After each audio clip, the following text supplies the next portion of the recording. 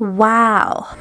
Hello, what's up guys, mga viewers, mga kamaster. For today's video, welcome back po sa aking YouTube channel. Ayan po, mayroon na naman nagpagawa sa atin ngayon na Redmi Note 9S, mga viewers, mga kamaster. Ayan po, bigla daw tong hindi nag-power.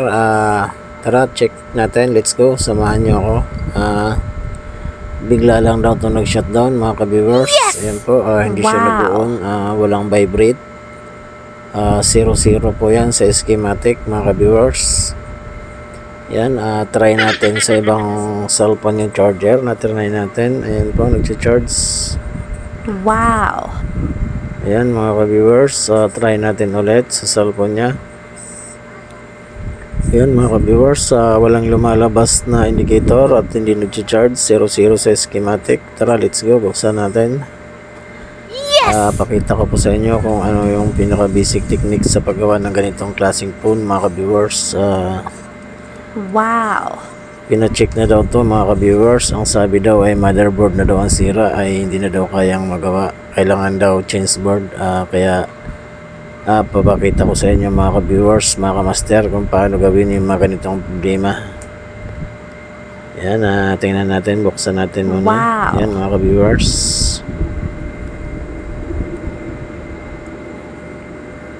Yan, remove natin yung likod.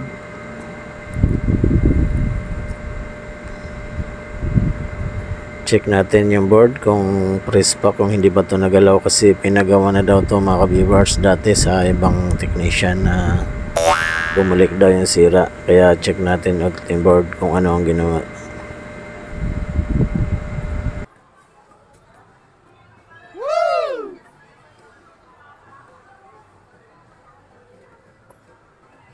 Yan, mga ka-viewers, mga ka-master, mukhang press pa yung board. Baka battery lang ang ginalaw nito dati at baka drain lang. Ngayon check natin yung board. Kasi bigla lang daw namatay na may laman yung battery, mga ka-viewers. Yan, remove natin ulit. Try natin ulit ng may charger. Yan, mga ka-viewers.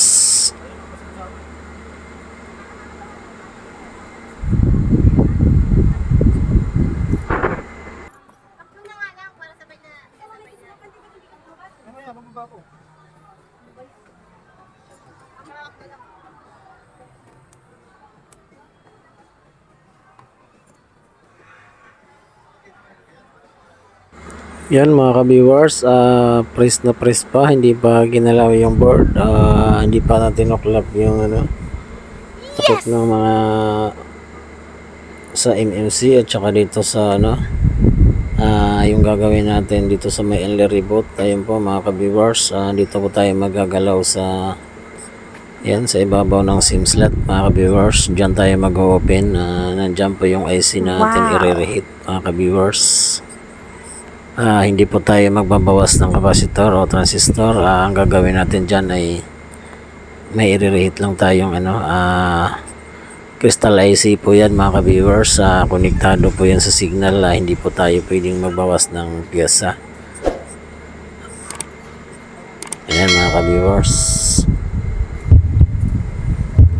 Dyan po naka-problema yan, kaya bigla siyang nagsishutdown. Sakit talaga to ng mga Poco o Redmi. Yan, mga viewers, remove natin yung takip. Dyan tayo magagalaw ng IC. Didisalign natin yung pinaka-crystal IC sa yung IC na yan, mga ka-viewers, ay konektado po yan sa signal. Hindi po pwedeng magkulang dyan, kasi pag nagkulang ng transistor yan, mga ka-viewers, ay pwede pong mawala yung signal. Kaya ingatan natin yung transistor dyan na nandyan sa loob, kasi maliliit lang po, mga ka-viewers, mga ka-master. Yan, angat natin yung pinakatakip, mga ka-master.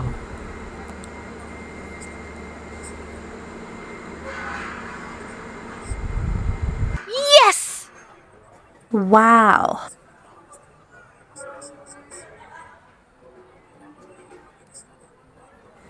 Yan, mga viewers, mga ka-master, dahan-dahan lang yung init natin, wag lang natin piyasahin.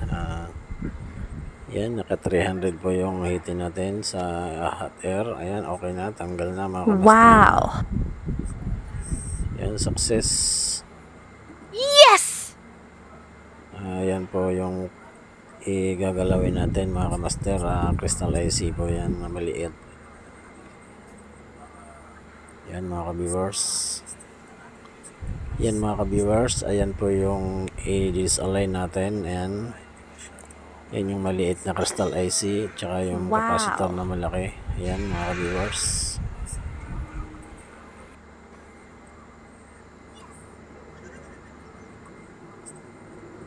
Yan. Yan mga ka-viewers.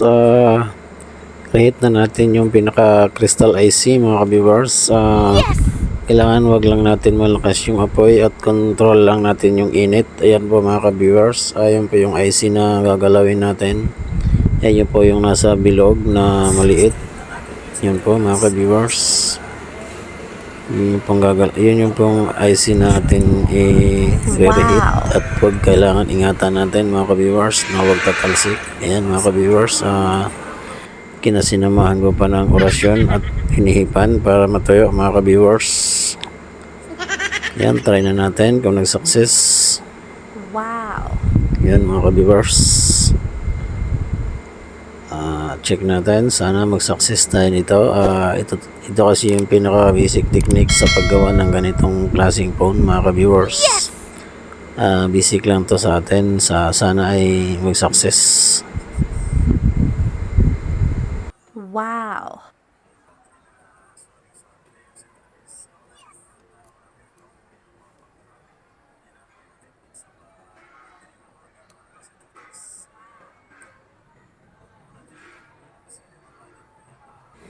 Yan mga ka-viewers, try na natin. Let's go. At sana nag-success at sana nag-on, nag-charge mga ka-viewers. Yan, try natin ulit. Ayan mga ka-viewers, goods na goods. Ayan, Wow. buhay na. Empty lang yung battery ha. Pag-charge na mga ka-viewers, success. Yun lang po yung mga basic technique natin mga ka-viewers. Ang model po niyan ay Redmi Note 9S mga ka-viewers. Sa mga pag nakatanggap kayo ng ganito mga ka-master, yan lang po ang una natin gawin. Kapag okay naman yung battery, alam natin na okay yung supply ng battery, wag muna tayo maggalaw sa MMC mga ka-viewers para hindi mapasama yung motherboard. Doon muna tayo maggalaw kasi Wow. karamihan doon talaga nangyayari yan. Lahat po yung mga Redmi at Poco phone, hanapin natin yung ganong klaseng piyasa mga ka-viewers, mga ka-master. Doon po Wow. nangyayari yan. Yan. Goods na goods pa yung yan, yung cup na yan ilalagay din natin para mabalik sa dati. At para masip yung piyasa kung sakaling mababasa ay hindi papasukin ng tubig. Yun po yung pinaka iingatan natin mga ka-viewers, mga ka-master. At kailangan ibalik natin yung cup para was na maksidente mabasa yung customer yung cellphone ni customer ay hindi basta-basta mababasa ng tubig. Ayan, success na mga ka-viewers. Goods na goods. Yes! Wow. Ayan, may password. Hindi lang natin matry buksan kasi yung customer natin ay umalis, ay iniwan lang yung phone. Pinagkatiwala sa atin at sana ay Wow. hindi tayo dito mapahiya at sana ay hindi basta masira kasi yan, kasi pangalawang beses daw niya ito pinagawa. Ayan, at sana ay magtagal na ito. Ayan po mga ka-viewers, remove natin ulit at try natin ulit patayin kung babalik yung power mga ka-viewers. At ibalik din muna natin yung pinaka-cup.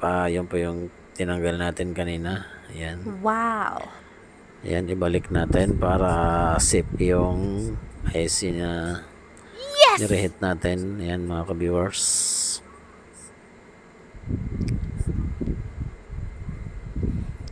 Ayan.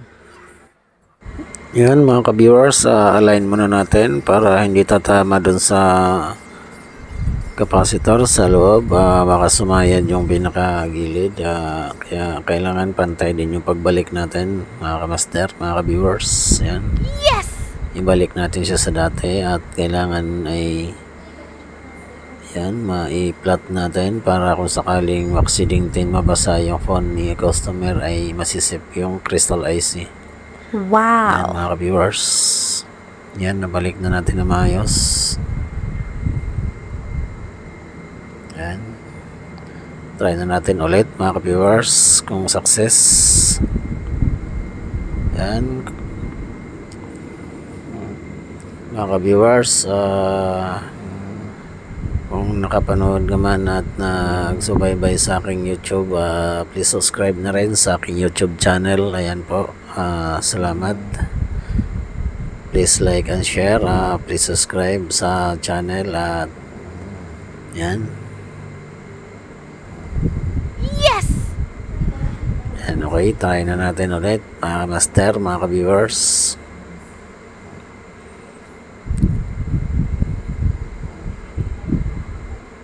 Yan, try natin ng may tornilyo para masigurado na okay siya pag nakalock mga ka-viewers.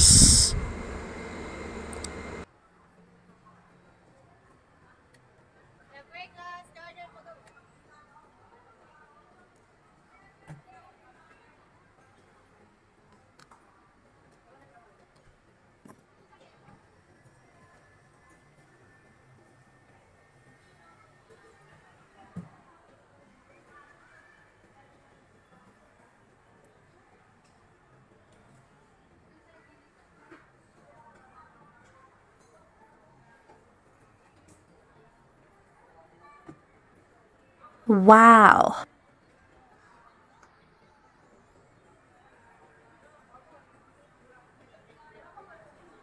Yan mga ka-viewers, charging na, may laman na siyang 2%.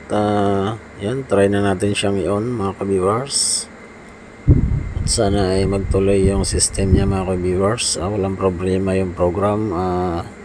Kasi na-stop na daw ito ng matagal mga ka-viewers. Simula nung biglang nag-shutdown na hindi na ito na ipagawa. Ayan, success mga ka-viewers. Goods na Wow. goods, may power na. Yan. Try natin yung LCD. Goods na goods. Napakaganda pa yung LCD. Yan. Success. Yan. Bago din natin ibalik yung likod mga ka-viewers, mga ka-master, ay kailangan malinis para may plot natin yung maayos yung pinakalikod. Yan. Yan lang yung gamit natin mga ka-viewers, mga ka-master. T7000 na black. Mas maganda po yan. Mas matibay. Yan. Yan mga ka-viewers, kabit na natin.